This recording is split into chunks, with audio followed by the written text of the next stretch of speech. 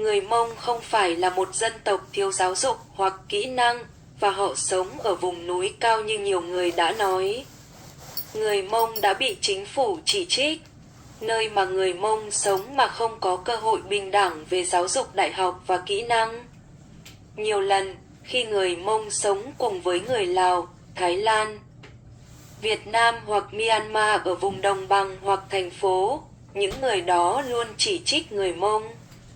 Do đó, người Mông sống ở vùng núi cao hơn là ở thành phố hoặc vùng đồng bằng với trình độ học vấn và kỹ năng thấp hơn.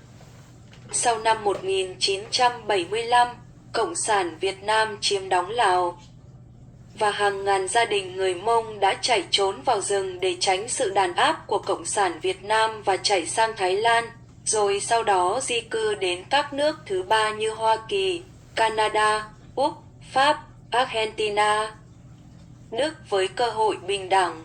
Do đó, hiện nay sau 50 năm, người Mông có hơn 10 đến 20 thị trưởng, 20 đến 30 nghị sĩ tiểu bang, 5 đến 10 thẩm phán tiểu bang, 500 đến 600 bằng tiến sĩ, năm 1000 đến năm 2000 bằng bác sĩ, 500 đến 1000 bằng luật sư và 10.000 đến 20.000 bằng thạc sĩ.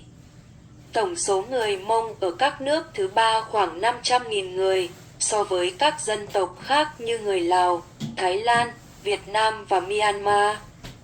Người Mông có tỷ lệ giáo dục cao hơn so với các dân tộc khác mà người Mông có nguồn gốc từ đó. Cảm ơn các bạn đã lắng nghe. Vui lòng nhấn thích để ủng hộ nghiên cứu của chúng tôi. Cảm ơn rất nhiều.